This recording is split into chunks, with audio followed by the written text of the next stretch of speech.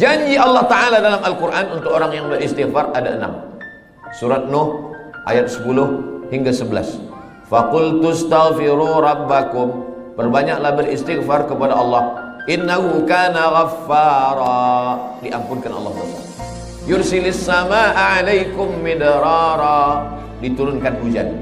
Wa yumdidukum bi amwalin, diberikan harta. Wa banin, anak. Wa yaj'al lakum jannatin, diberikan taman-taman surga. Wa yaj'al lakum anhara, diberikan sungai. Makna sungai adalah rezeki yang tak putus. Makna sungai adalah kelapangan hati. Makna sungai adalah anak yang soleh. Makna sungai adalah hati yang lapang. Begitulah Allah memberikan keutamaan istighfar.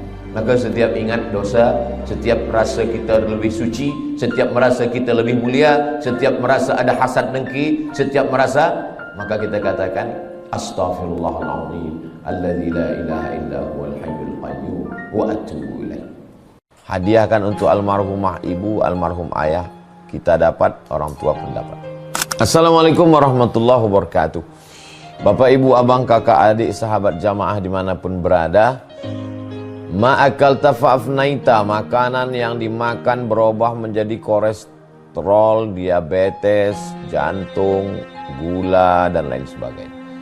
Wa malabista fa'ablaita, yang dibelikan ke pakaian, busuk, lapu, ketinggalan zaman. Wa mata saddaqta fa'amdaita, yang diwakafkan, disedekahkan, itulah yang akan kekal abadi. Rumah besar hanya menjadi kenangan, lapuk, berlumut, tumbang, tinggal. Ada kelas yang dipakai para penghafal Quran, itulah yang kekal abadi, mengalir pahalanya untuk kita. Hadiahkan untuk almarhumah ibu, almarhum ayah, kita dapat, orang tua pun dapat. Satu lantainya 4 kelas, totalnya 16 kelas, tempat santri belajar. Yang sekarang santri belajar di asrama. Asrama bisa dibuat kelas, tapi nanti pindahkan ke kelas semua. Mari kita support pembangunan, kirimkan semen, batu bata, kerikil, pasir, besi, dan lainnya. Berkah selalu, barakallahu fikum. Wassalamualaikum warahmatullahi wabarakatuh.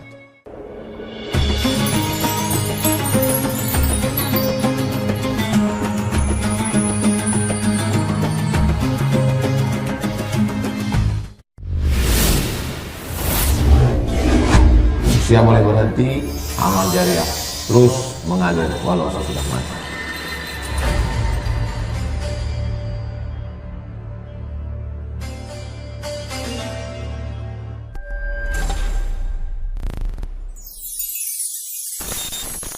Assalamualaikum warahmatullahi wabarakatuh.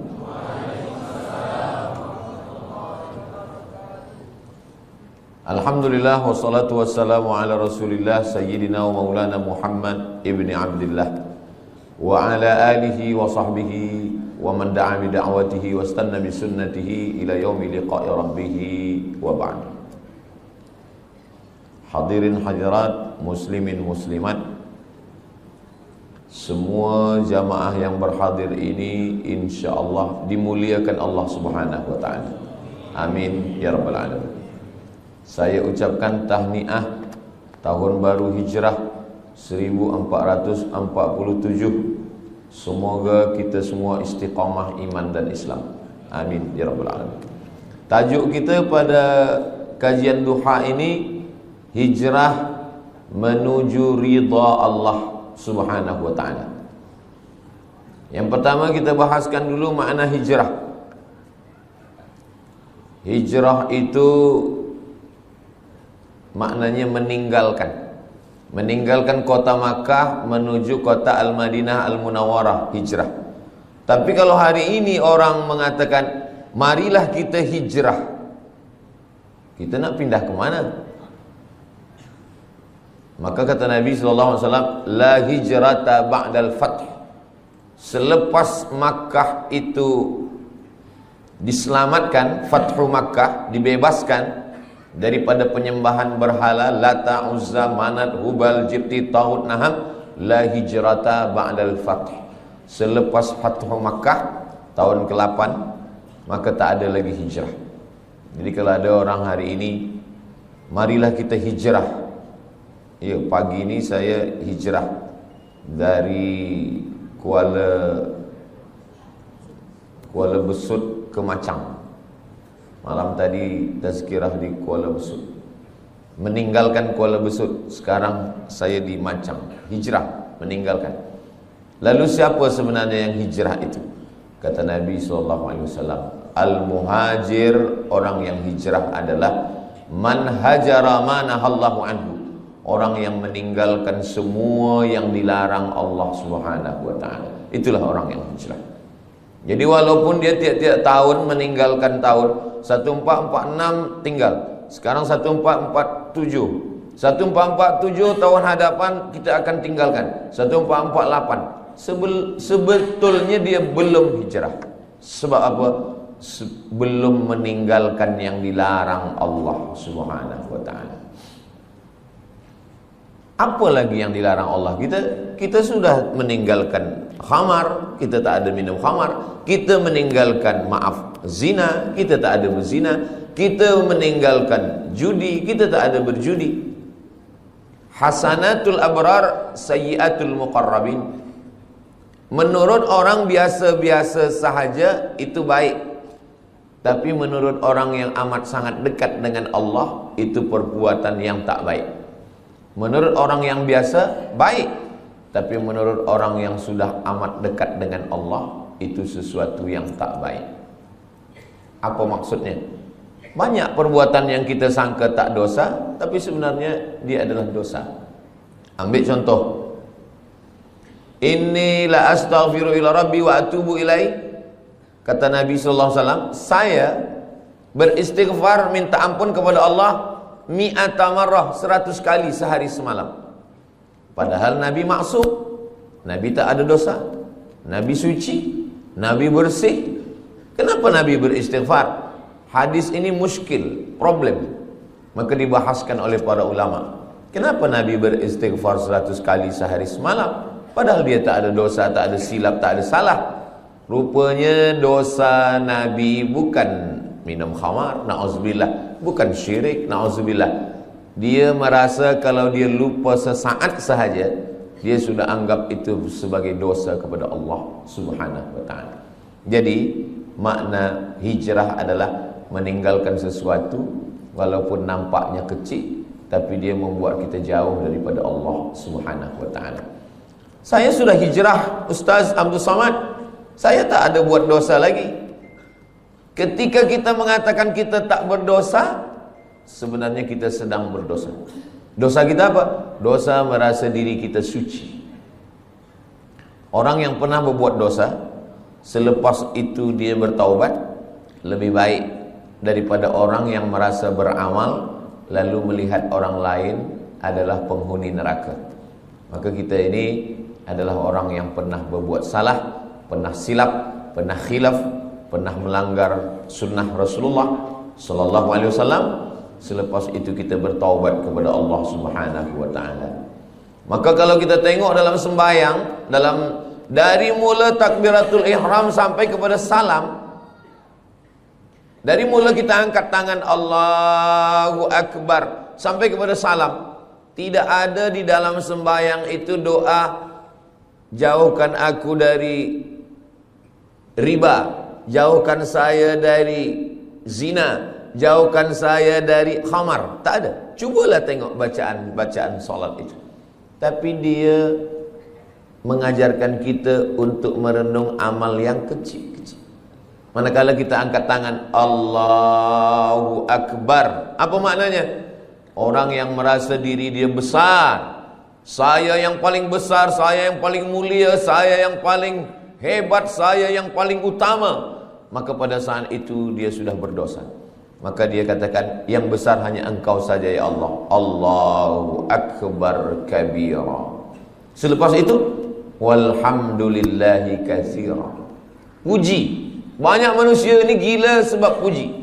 Dipuja, dipuji, disanjung tinggi.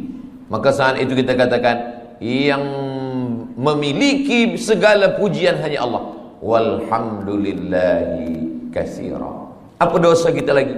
Dosa yang ketiga, merasa diri suci. Orang kalau sudah merasa diri suci, maka yang lain dia tengok kotor. Kalau dia tak berdosa, yang lain penghuni neraka, maka saat itu kita katakan wa subhanallahi bukratan wa asila. Tiga inilah yang mencelakakan manusia. Pertama, merasa besar. Kedua, merasa terpuji. Ketiga, merasa suci. Maka tiga ini dibersihkan dalam sembahyang. Allahu akbar kabira, walhamdulillahi katsira, wa subhanallahi bukratan wa asila. Kira-kira kita yang hadir ramai di Masjid Jami' Sultan Yahya Petra Macang ini, beramai-ramai tuan imam, datuk-datuk, datin-datin, semua yang berhadir jemaah ini, siapakah di antara kita ini yang terkena penyakit yang tiga ni? Pertama, merasa besar. Yang kedua, merasa dipuji. Yang ketiga, merasa suci. Tak ada yang tahu. Tapi kalau ditengok daripada zahirnya, yang merasa mulia adalah Ustaz Abdul Somad, sebab dia duduk tinggi, yang lain rendah di lantai. Siapa yang merasa dipuji-puji? Ustaz Abdul Somad juga dipuji-puji orang. Siapa yang merasa diri dia suci? Saya juga. Mungkin saya merasa diri saya lebih suci daripada orang lain. Jadi sebenarnya yang saya sampaikan ini bukan untuk orang lain, untuk diri saya dulu. Bila saya tunjuk orang, sebenarnya saat itu untuk orang lain satu jari saja, satu telunjuk saja. Yang keempat ini adalah untuk diri sendiri. Jangan engkau merasa diri engkau besar. Allahu akbar kabira. Jangan engkau puji-puji gila dengan pujian. Walhamdulillahi katsira. Jangan engkau merasa diri engkau suci. Wa subhanallahi bukratan wa asila. Jadi hijrah ini dibagi kepada tiga. Hijrah yang pertama, hijrahnya awam, hijrahnya orang yang paling rendah. Hijrah meninggalkan syirik, hijrah meninggalkan zina, hijrah meninggalkan khamar, hijrah meninggalkan riba, hijrah meninggalkan ghibah. Hijrah nampak. Tapi ada hijrah yang kedua, hijrah meninggalkan takbur. Tak nampak. Kalau khamar, nampak dia minum khamar. Kalau judi, nampak dia main judi. Tapi judi dululah. Dulu orang main judi memang nampak. Sekarang tak nampak. Nampak macam baca Quran, rupa judi online. Judi nampak. Orang yang minum khamar tahu bahwa dia sedang buat dosa.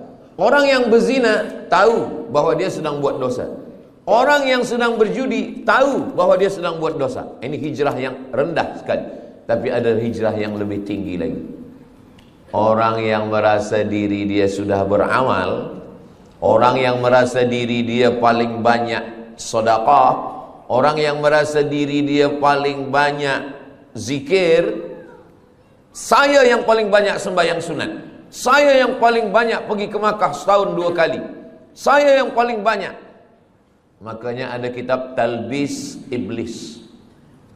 Iblis itu bila dia tak berhasil mengajak orang minum khamar, bila dia gagal mengajak orang berzina, bila dia gagal mengajak orang syirik, dia masuk dari pintu yang kedua. Apa itu? Dia buat orang merasa beramal. Yang pertama ni banyak orang sukses, banyak orang berhasil. Dia tidak berjudi, dia tidak berzina, dia tidak minum khamar. Tapi manakala iblis masuk dari pintu level yang kedua, yang lebih tinggi, yaitu merasa diri lebih mulia, merasa diri sudah banyak amal, merasa diri penghuni surga, merasa yang lain adalah kotor. Pada saat itu, apa kata Nabi SAW?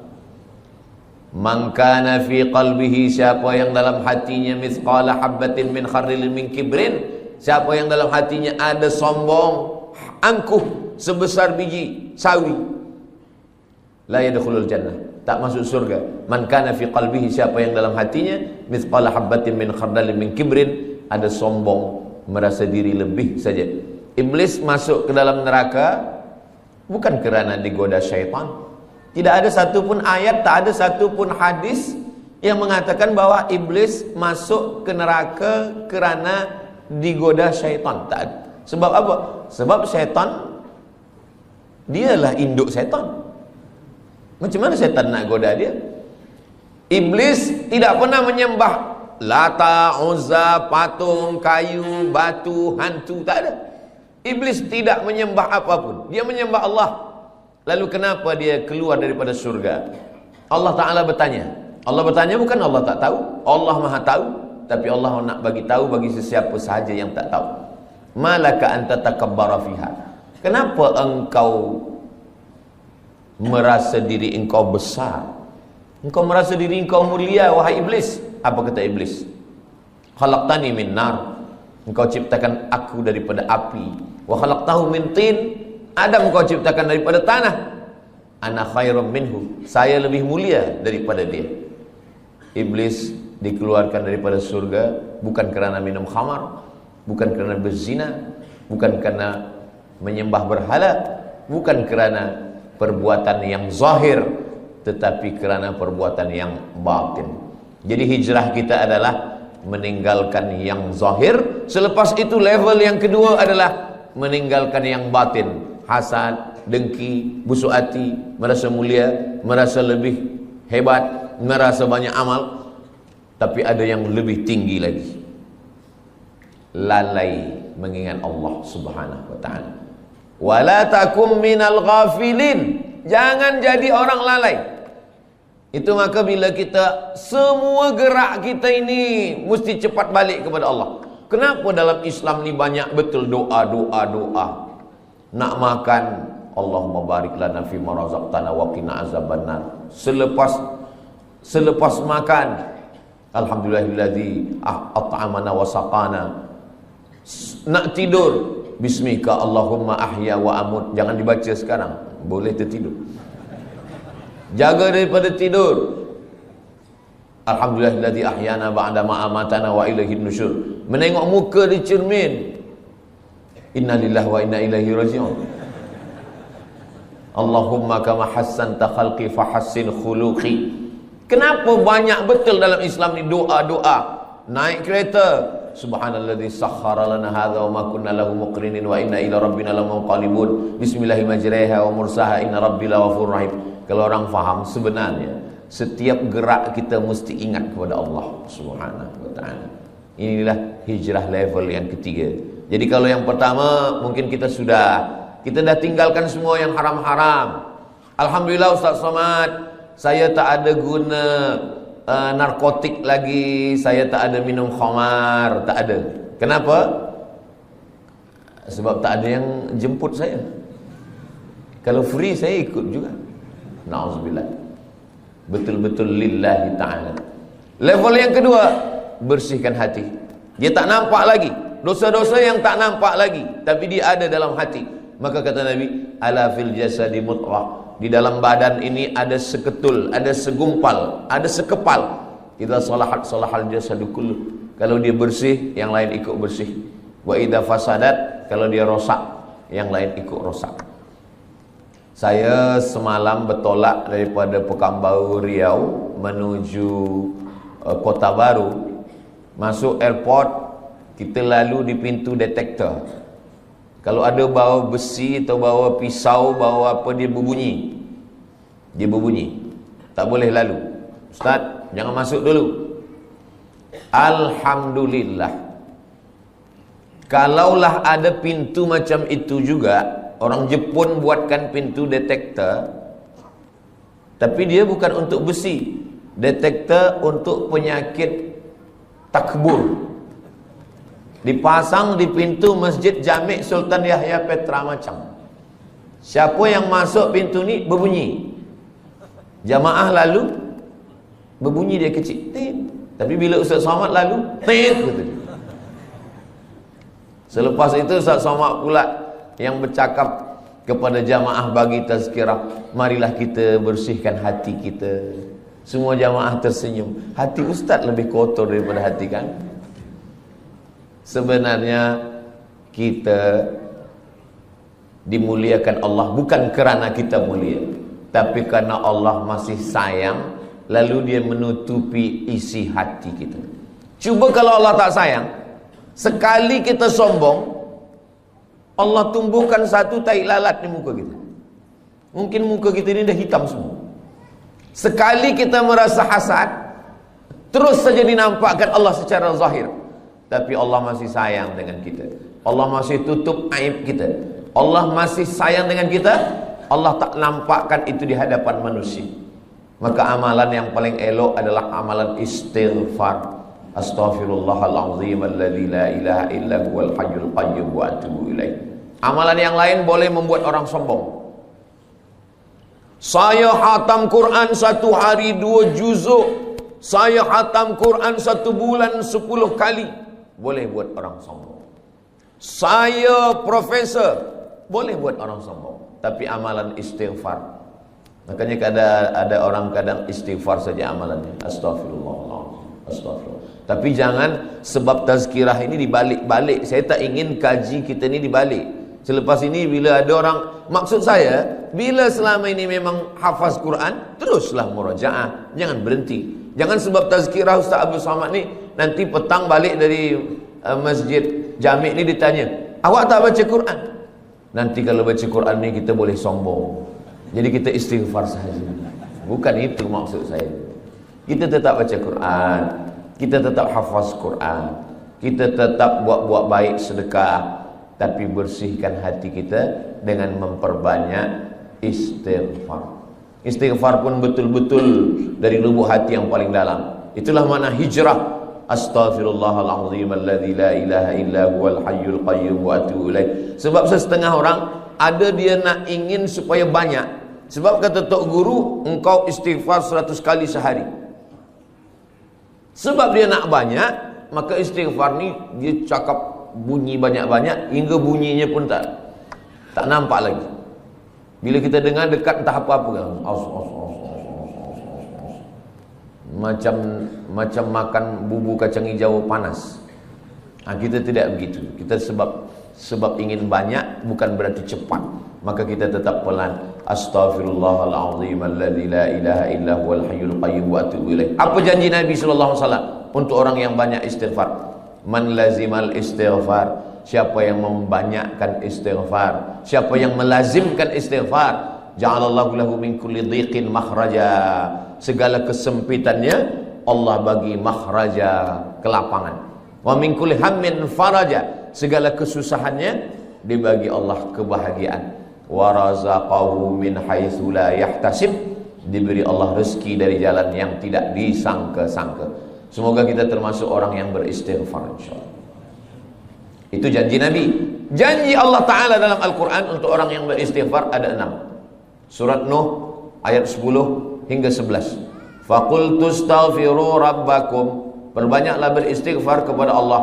Innahu kana ghaffara. Diampunkan Allah dosa. Yursilis samaa'a 'alaikum midrara.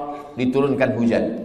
Wa yumdidukum bi amwalin, diberikan harta, wa banin, anak, wa yaj'al lakum jannatin, diberikan taman-taman surga, wa yaj'al lakum anhara, diberikan sungai. Makna sungai adalah rezeki yang tak putus. Makna sungai adalah kelapangan hati. Makna sungai adalah anak yang soleh. Makna sungai adalah hati yang lapang. Begitulah Allah memberikan keutamaan istighfar. Maka setiap ingat dosa, setiap rasa kita lebih suci, setiap merasa kita lebih mulia, setiap merasa ada hasad dengki, setiap merasa, maka kita katakan astaghfirullahalazim alladzi la ilaha illa huwal hayyul qayyum wa atubu ilaih. Kalau kita tengok nabi-nabi itu, nabi-nabi itu dia tak ada minta. Di dalam 3 kegelapan, gelap malam, gelap laut, gelap perut ikan. Dalam gelap malam 1 gelap, dalam gelap laut 2 gelap, gelap perut ikan 3 gelap. Dan dia tak ada minta, keluarkan aku dari gelap ini, terangkanlah ya Allah. Tak ada. Apa doa? Apa minta dia? La ilaha illa anta subhanaka inni kuntu minaz zalimin. Anak kita pun hafaz. Cuma kadang kita lupa. Bila lampu padam, kita pun terkejut. Padahal kita hafaz. La ilaha illa anta subhanaka inni kuntu minaz zalimin. Banyak orang menghafaz doa, banyak orang menghafaz doa, tapi setakat menghafaz. Bila kita hanya menghafaz doa dan kita lupa bila peristiwa itu terjadi, maka kita lebih kurang macam burung yang boleh bercakap. Burung bila diajar dia bercakap, good morning, good morning, good morning. Pukul 5 petang pun bila kita datang, good morning juga dia kata. Sebab apa? Sebab dia menghafaz saja.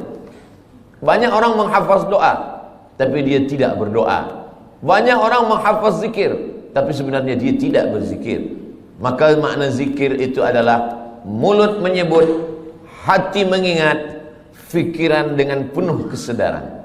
Mulut menyebut subhanallah, alhamdulillah, la ilaha illallah, wallahu akbar, afdalu dzikri fa'lam annahu la ilaha illallah. Lalu kemudian hati mengingat. Kalau mulut menyebut berbunyi, bersuara, lidah bergerak, tapi ketika hati tak ada bunyi, tak ada suara. Makanya kalau ada seseorang diam saja, itu dia sedang mengingat. Bila kita tanya, awak ingat siapa? Bini saya. Alhamdulillah, asal jangan bini orang, na'udzubillah. Allah Subhanahu wa taala ajarkan kita ini semua supaya apa? Supaya kita hijrah. Hijrah daripada lalai kepada zikir. Hijrah daripada syirik kepada tauhid. Hijrah daripada maksiat kepada taat. Maksiatnya ada yang zahir, maksiat ada yang batin, dan maksiat ada yang paling halus sekali adalah lalai. Kenapalah Allah bagi saya sakit, Ustaz Abdul Samad? Padahal saya ni kalau sihat, saya boleh membina masjid. Kalau sihat, saya boleh menolong anak yatim. Saya ni baik kalau sihat, tapi kenapa saya sakit? Kalau kamu sihat, kamu bersama nikmat Allah. Tapi kalau kamu sakit, kamu bersama Allah.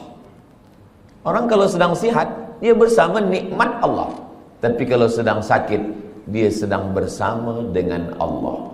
Allah ingin antara dia dengan hambanya tidak lagi ada penghalang. Nikmat pun boleh menjadi penghalang. Makanya Nabi Muhammad SAW, apa kata Allah Ta'ala? Yas'alunaka 'anil khamri wal maisir. Kalau mereka bertanya kepada engkau tentang khamar dan judi, qul, katakan ya Muhammad SAW, yas'alunaka 'anil ahillah. Kalau mereka bertanya kepada engkau tentang anak bulan, bulan hilal, bulan sabit, qul, katakan ya Muhammad SAW, yas'alunaka madza yunfiqun. Kalau mereka bertanya kepadamu tentang apa yang disedekahkan, qul, katakan ya Muhammad SAW. Tapi bila tentang zikir, wa idza sa'alaka ibadi anni, kalau hambaku bertanya kepada engkau tentang aku, tak ada Allah mengatakan katakan ya Muhammad, tidak. Tapi Allah terus saja berkata, wa idza sa'alaka ibadi anni fa inni qarib, aku dekat. Apa kata ahli tafsir? Allah ingin supaya antara kita dengan Allah tak ada sempadan, tak ada perantara, tak ada penghalang, tak ada apapun, supaya kita ingat kepada Allah.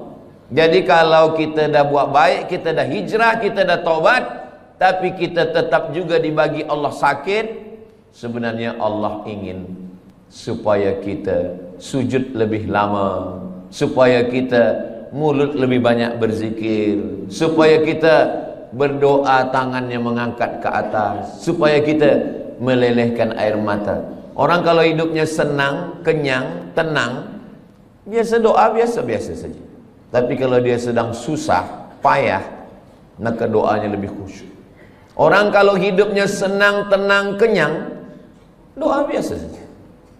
Kadang doa pun tangan di atas kaki. Kalau ada orang berdoa tangan di atas kaki, itu sama maknanya nak bagi-bagilah ke tidak pun tak apa. Tapi kalau Nabi, cubalah tengok macam mana Nabi berdoa malam perang Badar. Nabi pada malam perang Badar, tarikh 2 hari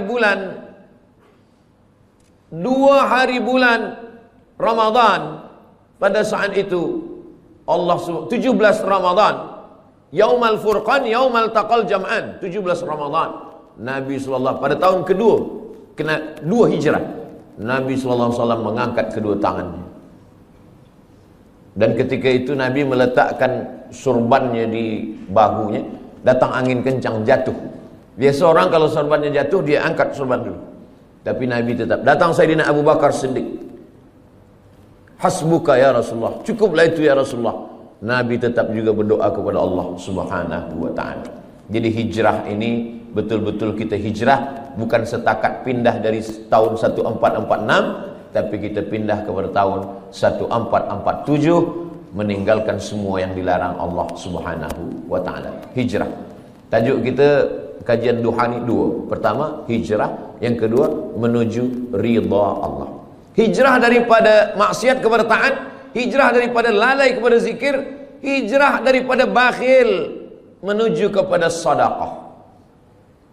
Alhamdulillah Ustaz Somad, dulu suami saya ni orangnya bakhil, tapi selepas 1447 ini, selepas dia mengaji duha dengan Ustaz Abu Somad, sekarang dia sudah baik. Dulu semasa dia bakhil, kalau ada orang membina masjid, buat tahfiz Quran, dia bagi RM1 saja. Sekarang RM1 1 sen. Merubahlah agak banyak sikit.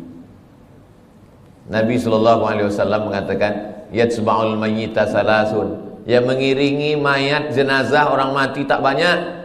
Walaupun Ustaz Abdul Samad mati, ramai jamaah datang, tapi sebenarnya 3 saja. Yang pertama, mal, harta, kereta, motosikal, semua ikut mengiring, tapi sampai ke tempat parking saja. Yang kedua, ahluhu, isteri, anak, menantu, kawan, sahabat, jiran, semua ikut mengiring, tapi hanya sampai ke tepi liang lahat saja. Yarji'usnani, yang 2 ni balik ke rumah. Wa yabqa wahidun, yang kekal, yang tinggal hanya 1. Wa amaluhu amal. Dan di antara amal yang banyak ini, ada haji, ada umrah, ada zikir, ada hafaz Quran, ada baca Quran. Di antara 3 amal-amal yang banyak pun, di antara amal itu, orang-orang mati itu kalau ditanya dia, wahai mayat-mayat, wahai jenazah-jenazah, wahai orang mati, maukah kamu hidup lagi? Dalam Al-Quran Allah Ta'ala bercerita khas untuk itu. Orang mati itu menjawab, laula akhartani ila ajalin qarib, ya Allah, kalau engkau bagi kami hidup lagi, bagilah kami hidup lagi ya Allah. Qarib, kejap, sikit saja, 1 minit, 1 second pun boleh engkau bagi hidup kami. Kata Allah Ta'ala, kalau aku bagi kamu hidup, kamu nak buat apa? Mereka tak ada cakap kami nak buat haji, tak ada. Kami nak buat umrah, tak ada. Kami nak buat sembahyang, tak ada. Lalu Allah tanya, kamu nak buat apa kalau aku bagi hidup? Fa'as-saddaqa, kami ingin bersedekah. Kami ingin bersedekah. Maka hijrah maknanya dari bakhil kepada sedekah. Mari kita lancarkan kutipan derma. Sebenarnya saya nak masukkan ini bagi tujuan sumbangan pembangunan Ma'had Tahfiz Al-Quran dan tabung pengimarahan Masjid Sultan Yahya Petra Macang.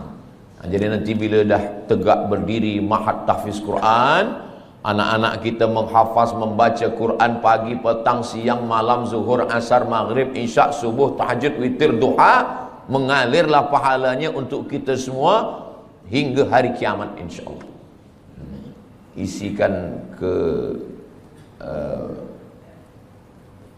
jangan saya yang isi, bawakan kepada semua jamaah, supaya itu akan menjadi amal jariah yang akan menjadi bekal kita nanti menghadap Allah Subhanahu wa ta'ala. Kemana duit ringgit tadi? Hilang pula. Iya, bagi masuk.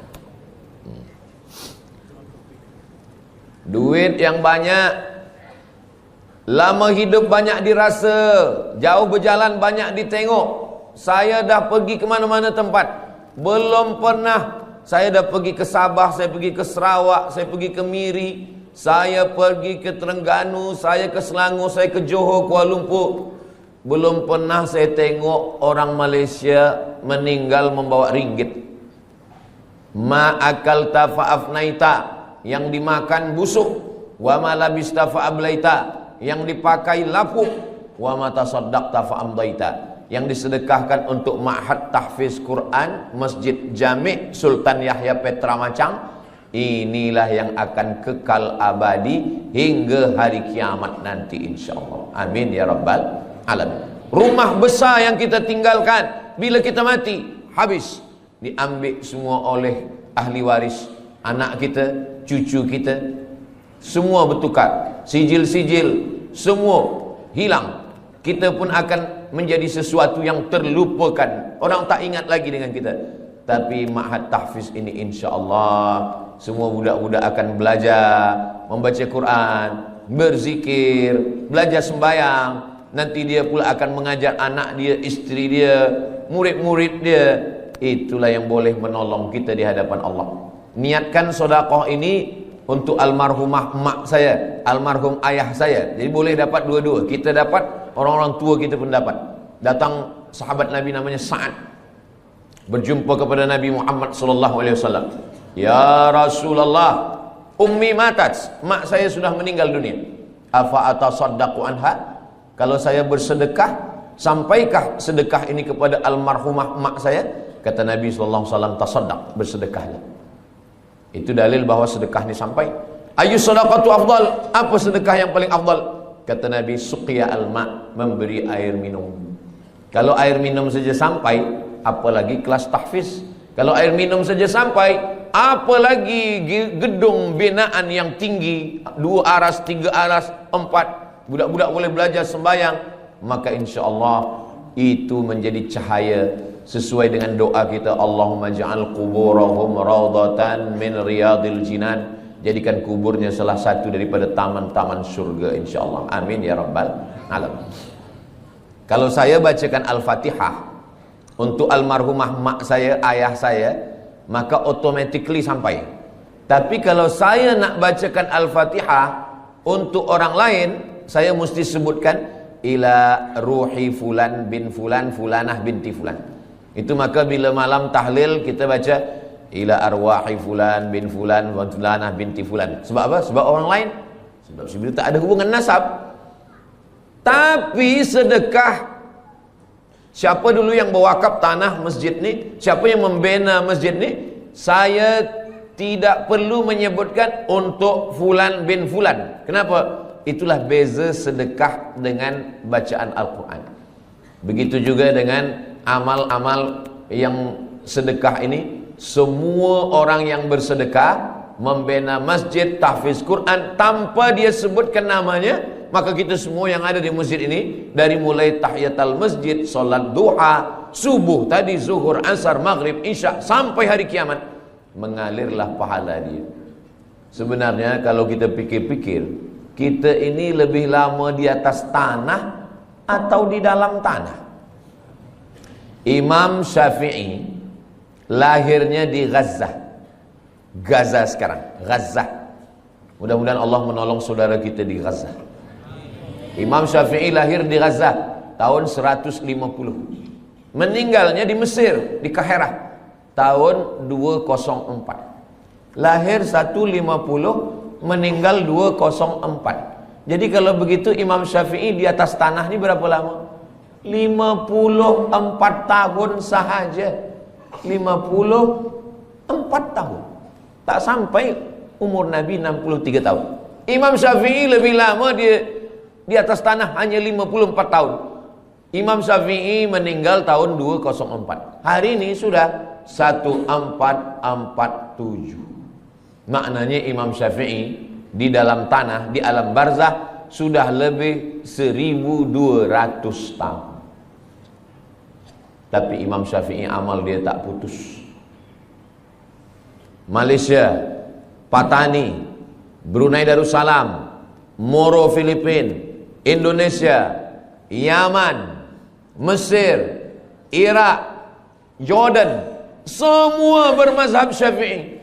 Jadi kalau kita tengok jam, itu setiap detik, itu setiap second, itu orang menyebut Syafi'i, Syafi'i, Syafi'i, Syafi'i, Syafi'i, Syafi'i. Dari mana kita tahu sembahyang? Dari perukunan Melayu. Perukunan Melayu itu diambil daripada mana? Dari kitab Sabilal Muhtadin, Syekh Muhammad Arsyad Al-Banjari.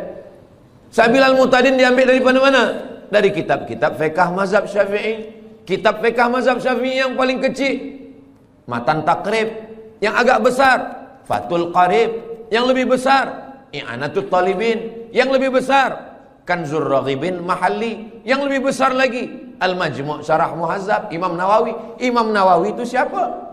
Imam Nawawi imam besar kedua dalam mazhab Syafi'i. Imam Nawawi dapat ilmu dari mana? Dari guru-guru dia, sampailah kepada Imam Al-Muzani, sampai kepada Imam Al-Buaiti, sampai kepada Imam Rabi'.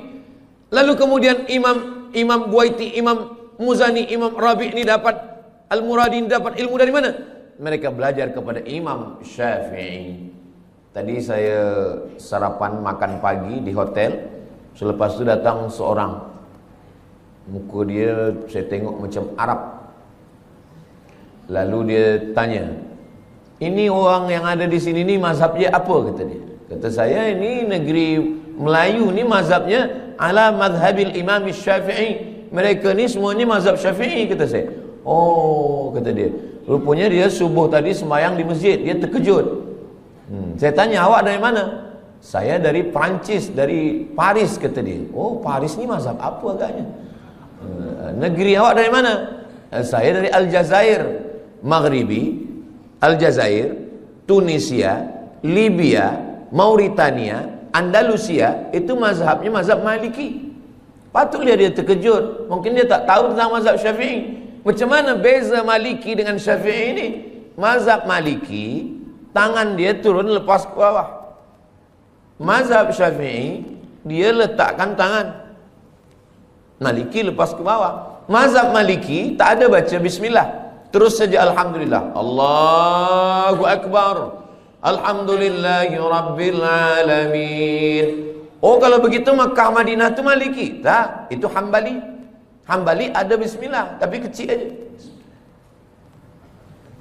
Alhamdulillahi Rabbil Alamin. Sedangkan mazhab Syafi'i, bismillah dia jahar. Bismillahirrahmanirrahim. Subuhnya mazhab Syafi'i berkunut selepas rukuk. Sami'allahu liman hamidah. Allahumma hdina fi man hadait. Maliki kunut dia selepas ayat sebelum rukuk.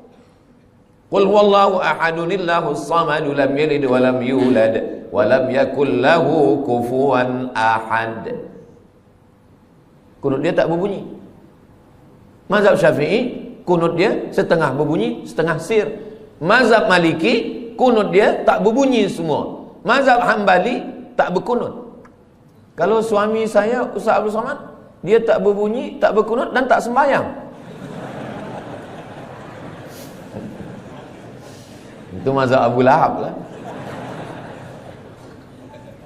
Saya ingin nak sampaikan, walaupun Imam Syafi'i duduk atas dunia ni 54 tahun, tapi amal dia 1200 tahun sampai hari kiamat. Orang masih tetap waqala al-Imam Syafi'i, waqala al-Imam Muhammad bin Idris Asy-Syafi'i. Kita, apa yang boleh kita tinggalkan? Meninggal kita hari ini, esok orang dah lupa dengan kita. Kita hidup sekarang, 3 hari kita tak isi status di FB, orang dah lupa dengan kita. Itu maka lepas program ini nanti kita status. Supaya apa? Supaya kita saling mengingatkan, watawasau bil haq watawasau bis sabr.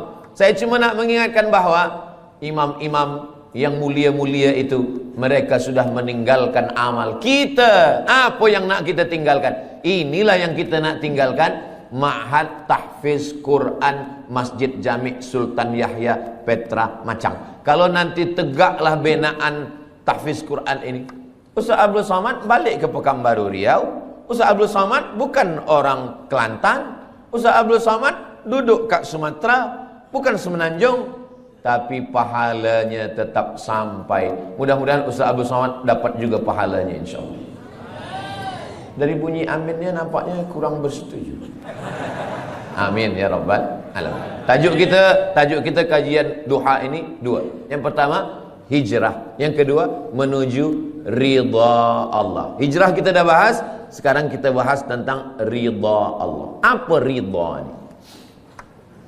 Ridha ini, kata ulama, makna ridha adalah sururul qalbi bimururil qada. Itulah ridha.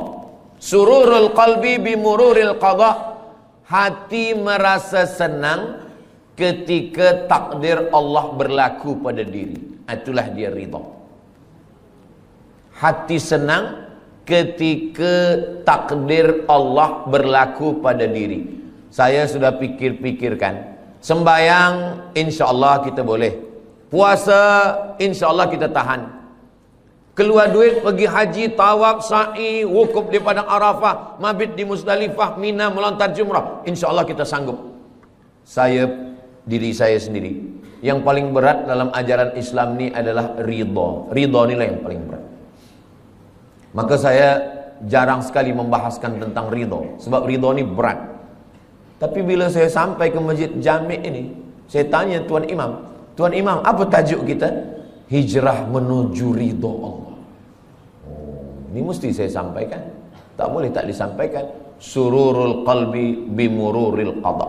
Petang semalam saya duduk dengan ahli keluarga yang menjadi aksiden beberapa waktu lalu, meninggal beberapa penuntut student daripada Terengganu dalam aksiden bas.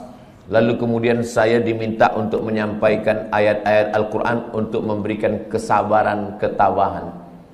Saya bila menyampaikan itu, yang terpikir dalam hati dan pikiran saya, Ustaz Samad suruh orang sabar, bacakan ayat, tapi yang meninggal ni anak orang lain. Macam mana kalau anak Ustaz yang kena? Mungkin kalau anak saya yang berlaku pada anak saya, ahli keluarga saya, mungkin ayat itu pun hilang, hadis-hadis itu pun terbang. Tapi itulah Allah Subhanahu wa taala.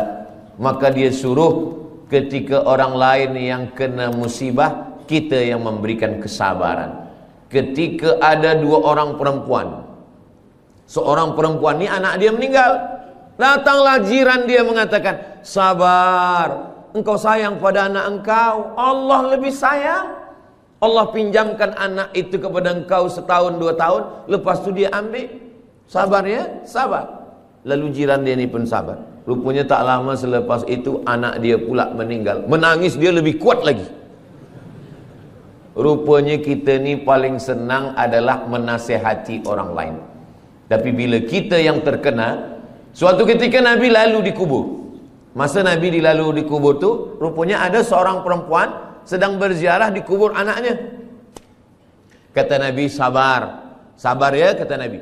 Dia marah. Apa kata dia? Alaika anni innaka lam tusab bi musibati. Pergi engkau sana. Jangan suruh saya sabar. Engkau mengatakan suruh sabar-sabar tu sebab engkau tak kena musibah macam saya. Pergi sana. Selepas itu orang bagi tahu dia, kamu tahu tak siapa yang kamu halau tadi? Tidak, itu Nabi. Lepas itu dia pun pergi jumpa Nabi SAW. Ya Rasulullah, maafkan saya. Saya tadi memang tersilap, terlupa saking susahnya hati saya. Saking kan sedihnya hati saya, anak saya meninggal, maka saya halau engkau ya Rasulullah. Kata dia, sekarang saya dah sabar ya Rasulullah. Apa kata Nabi? Innamas sabru fi sadmatil ula. Sabar itu pada pukulan yang pertama. Pada saat kita terpukul yang pertama, disitulah nampak mana yang ridha, mana yang tidak. Mudah-mudahan kita dibagikan Allah keridhaan insyaAllah. Ustaz, pernahkah mengalami musibah? Ya, saya ikut exam untuk menjadi pensyarah. Dari mula bawah saya dah ikut.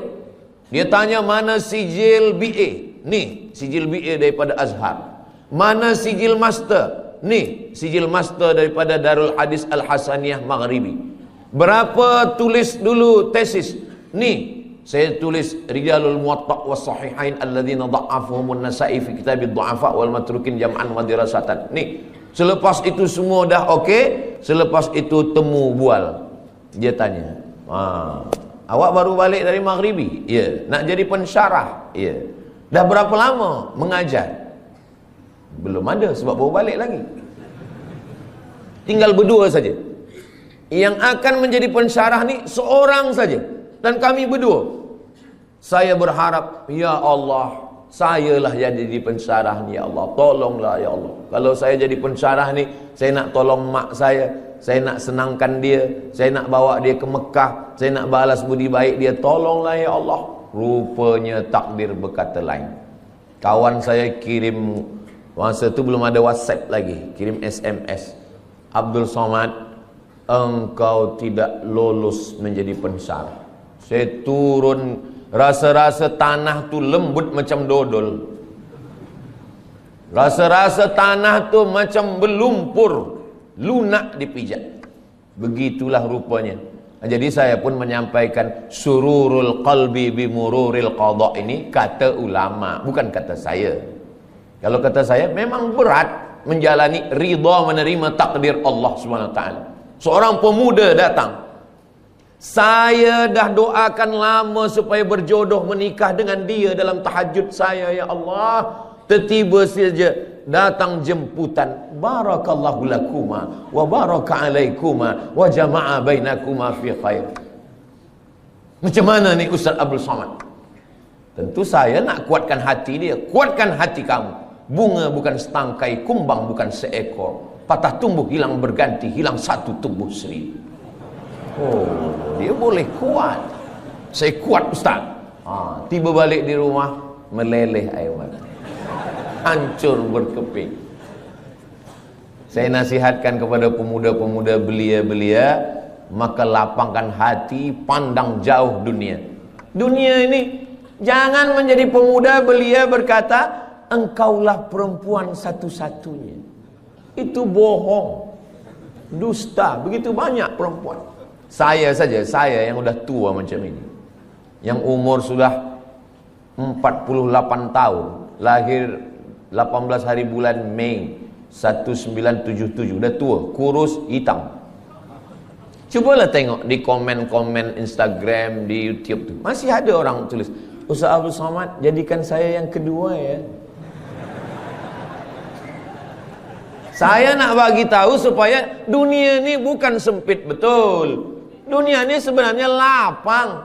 Lalu yang membuat dunia ni sempit siapa? Kita sendirilah yang membuat dunia ni sempit. Dunia ini adalah apa yang ada dalam fikiran kita.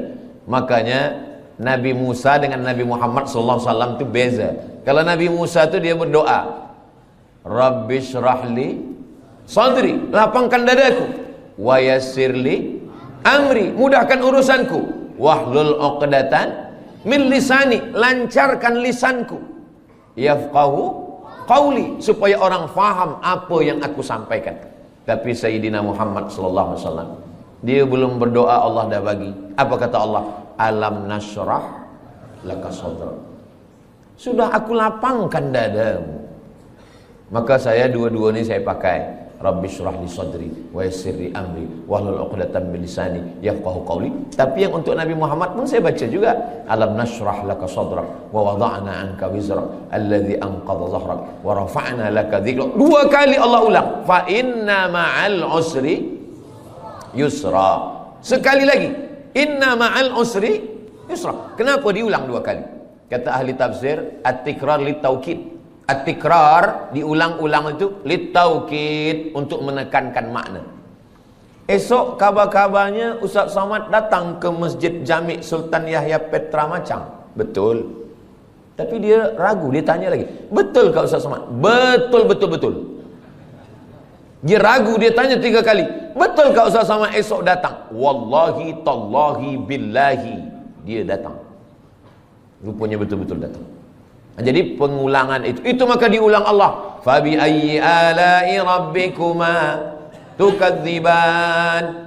Kenapa kamu masih mendustakan lagi nikmat Allah Subhanahu wa taala? Nah, macam mana kita boleh mencapai sururul qalbi bimururil qada? Ustaz Abdul Somad nak bahaskan tentang hati senang menerima takdir. Dia pun dulu waktu menerima takdir itu dia risau, dia gelisah, dia susah. Kita semasa senang banyak kawan, semasa gelak banyak sahabat. Tapi bila kita susah, kita sedang dipertemukan dengan teman sejati. Orang yang senang, ketawa, banyak kawan. Tapi kalau kita sedang susah, disitulah kita punya sahabat yang baik. Ketika Nabi dikejar dalam peristiwa hijrah, siapa sahabat-sahabat yang paling dekat? Sayyidina Abu Bakar Siddiq, Sayyidina Ali bin Abi Talib.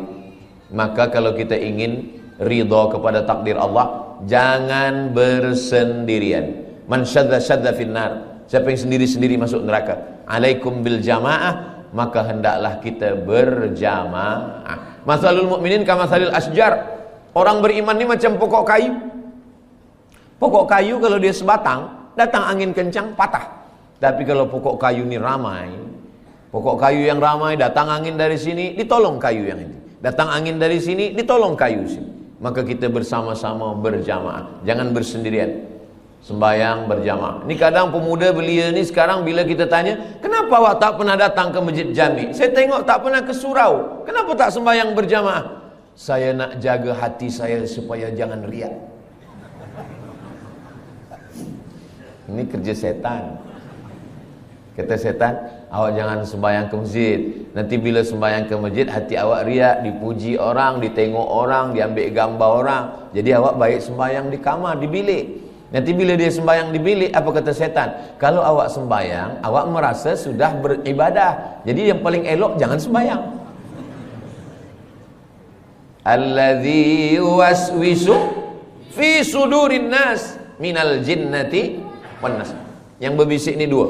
Yang pertama jinnati, yang kedua nas. Kalau yang berbisik ini jinnati, senang kita nak halau dia.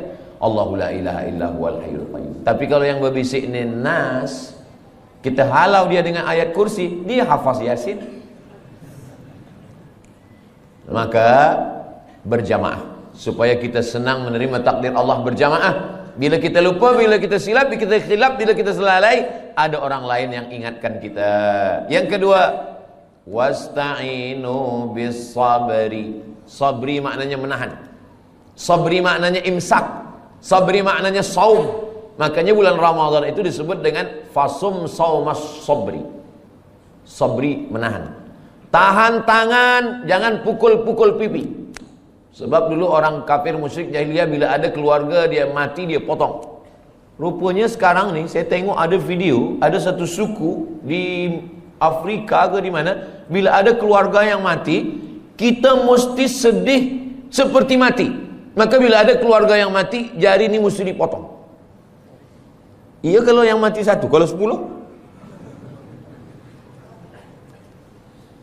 Dalam Islam kita diajarkan untuk menahan. Tahan pipi, jangan dipukul. Tahan tangan, jangan menarik. Sebab dulu bila ada orang meninggal, menarik-narik rambut, mencakar-cakar muka. Syukur kalau yang ditarik rambut dia. Kalau rambut orang lain, wasaqqal juyub, mengkoyak-koyak baju. Jangan sampai. Maka kita tahan tangan. Lisan, mulut. Kenapa ayah saya, kenapa mak saya, kenapa isteri saya, kenapa suami saya? Tahan mulut. Maka mulut istirja. Inna lillahi wa inna ilaihi raji'un. Hati berzikir. La ilaha illallah, subhanallah, walhamdulillah, wa la ilaha illallah, wallahu akbar. Lalu kemudian bisabri, menahan. Tapi ada yang tak boleh ditahan. Air mata tak boleh ditahan. Air mata meleleh. Meninggal anak Nabi umur 18 bulan, anak lelaki. Nabi tak ada anak lelaki. Qasim meninggal. Sayyidina Abdullah meninggal. Zainab meninggal, Ruqayyah meninggal, Ummu Kulthum meninggal. 3 anak perempuan meninggal. Sayyidatuna Fatimah meninggal 6 bulan selepas Nabi meninggal. Abdullah meninggal, Al-Qasim pun meninggal. Tiba-tiba senangnya hati Nabi, lahir anak lelaki dari perempuan dari Mesir, namanya Maria Al-Qibtiyah, umur 18 bulan meninggal. Siapa yang punya anak 18 bulan, sedang comel-comelnya, sedang elok-eloknya, sedang sayang-sayangnya, meninggal, nangis Nabi. Datang sahabat bertanya, "Ama tarda ya Rasulullah?" Apakah engkau tidak ridha ya Rasulullah? Kata Nabi, saya ridha. Kalau engkau ridha, kenapa menangis? Kata Nabi, ini air mata kasih sayang. itu maka menangis boleh. Ada perempuan menangis, lalu kemudian Abu Bakar marah. Jangan menangis, kata Abu Bakar. Kata Nabi SAW. Kata Umar, jangan menangis, kata Umar. Kata Nabi SAW, da'hunna ya Umar, biarkan mereka. Yang tak boleh itu meratap, yang tak boleh itu meraung. Adapun melelehkan air mata, maka itu adalah air mata kasih sayang. Bahkan Nabi ketika menguburkan sahabat namanya Utsman bin Maz'un, Nabi turun ke liang lahatnya, Nabi pegang jenazahnya, dan air mata Nabi meleleh hingga sampai kepada janggut Nabi. Kalau air mata sampai kepada janggut itu bukan setetes dua tetes, tapi banyak. Itu menunjukkan air mata kasih sayang Nabi Muhammad sallallahu alaihi wasallam. Bila nanti jamaah yang ada di Macang mendapatkan berita Ustaz Abdul Somad meninggal, jangan datang ke Riau, jangan datang ke Pekanbaru, jangan datang melawat menengok jenazah saya. Kenapa macam tu Ustaz? Sebab tangan saya tak boleh menghapus air mata. Tapi kalau nampak-nampaknya saya ni lebih kurus, saya ni lebih tua, mungkin kalau masalah mati ni nampaknya saya lebih dulu. Janganlah macam tu Ustaz, kami ingin Ustaz sihat, lebih lama tazkirah. Maksudnya saya lebih dulu mengiring jenazah awak. Mati mana ada kita tahu. Orang mati itu bukan kerana dia berperang, orang mati bukan kerana dia naik kereta. Orang kalau dah sampai ajalnya, duduk di rumah, makan, batuk pun mati. Itulah punca daripada tauhid. Tapi kalau manusia berpikir, kalaulah dulu dia tak pergi, kalaulah dulu dia begini, kalaulah dulu dia tak minum, kalaulah dulu dia tak banyak makan, kalaulah dulu, kalau. Itulah yang merosakkan fikiran manusia. Satu kalau akan disusul oleh, kalaulah dulu dia tak banyak minum gula, kalaulah dulu dia tak makan kambing, kalaulah dulu dia tak makan roti, kalaulah dulu dia tidak. Padahal yang tak makan pun mati juga. Maka sebenarnya kulu, makanlah, wasrabu, minumlah, wala tusrifu, jangan mubazir, jangan melampau, jangan berlebih-lebihan. La ta'tadu, jangan melampau. Innallaha la yuhibbul mu'tadin, Allah tak suka pada orang yang melampau. Lalu kemudian bagaimana cara supaya kita ni boleh ridha? Nanti sampai masanya kita semua akan disila masuk ke dalam syurga Allah. Apa kata malaikat? Apa kata Allah? Wasiqal ladzina taqaw rabbahum ilal jannati zumara. Mereka semuanya akan dibawa masuk ke dalam surga. Begitu mereka sampai di surga, apa kata malaikat? Salamun qawlam mir rabbir rahim.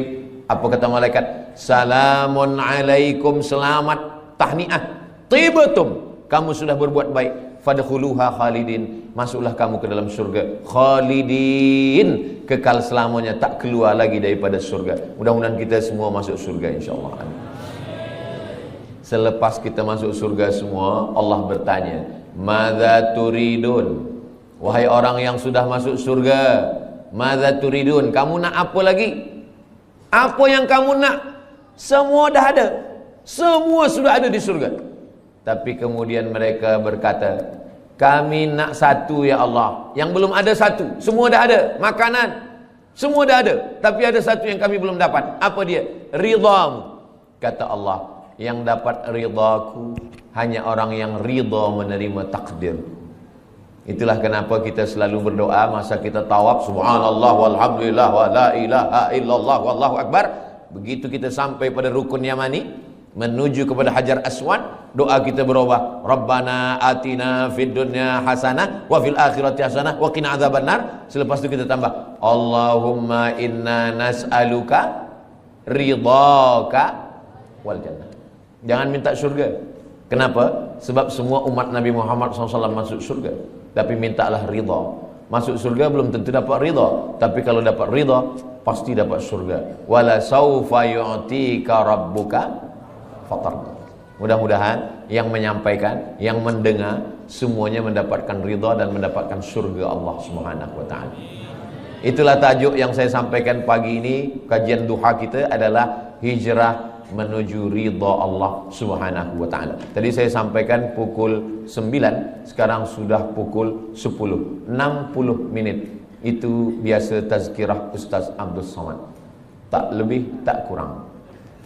Mudah-mudahan apa yang saya sampaikan ini menjadi amal jariah buat kita semua. Kita sampaikan kepada kawan, sahabat, jamaah semua, dan kita semuanya hijrah, dan kita semuanya mendapatkan ridha Allah SWT. Amin ya rabbal alamin.